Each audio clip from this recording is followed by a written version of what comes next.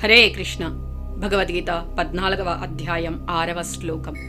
తత్ర సత్వం నిర్మలత్వాద్ ప్రకాశకామనామయం సుఖసంగేన బధ్నాతి జ్ఞానసంగేన చానఘ. భావం: ఓ పాపరహితుడా, సత్వగుణం ఇతర గుణాల కంటే నిర్మలంగా ఉంటుంది కనుక ప్రకాశింపజేస్తూ మనిషిని సమస్త సర్వ పాపాల నుండి విముక్తిని ఇస్తుంది.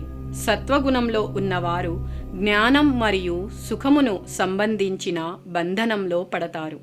ఈ శ్లోకంలో శ్రీకృష్ణుడు సత్వగుణం యొక్క స్వభావాన్ని వివరిస్తున్నారు. సత్వగుణం రజోగుణం తమోగుణం కంటే శుభ్రమైనది. ఎందుకంటే అది ప్రకాశం, స్వచ్ఛత కలిగి ఉండి జ్ఞానం మరియు సుఖాన్ని అనుభవించేటట్లు చేస్తుంది. ఈ గుణం పాపకార్యాల ప్రభావం నుండి విముక్తిని ఇస్తుంది.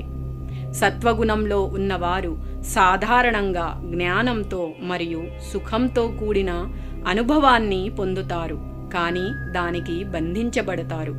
సుఖసంగం అంటే ఆసక్తి. సత్వగుణం మనిషిని సుఖానికి బంధిస్తుంది, అంటే ఆధ్యాత్మిక అభివృద్ధికి సాయం చేసిన ఈ సుఖంలో మనిషి చిక్కుకొనిపోతాడు.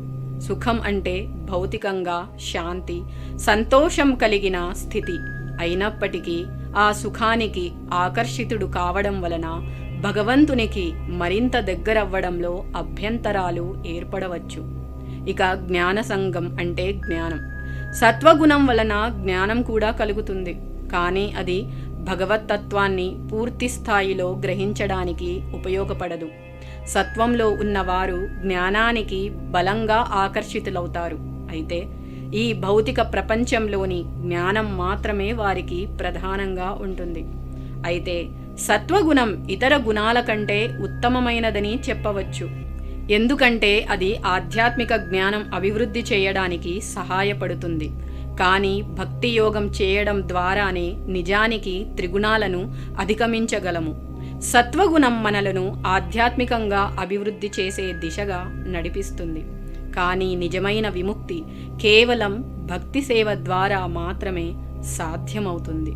సారాంశంగా, సత్వగుణం మనకు ఆధ్యాత్మిక ప్రగతికి దారితీస్తుంది, కానీ దానికి కూడా సుఖం మరియు జ్ఞానం పట్ల మమకారం ఉంటుంది. అందువల్ల సత్వగుణాన్ని ఉపయోగించి మనం భక్తి యోగంలో నిమగ్నం అవ్వాలి. తద్వారా అన్ని భౌతిక గుణాలను అధిగమించగలము. హరే కృష్ణ.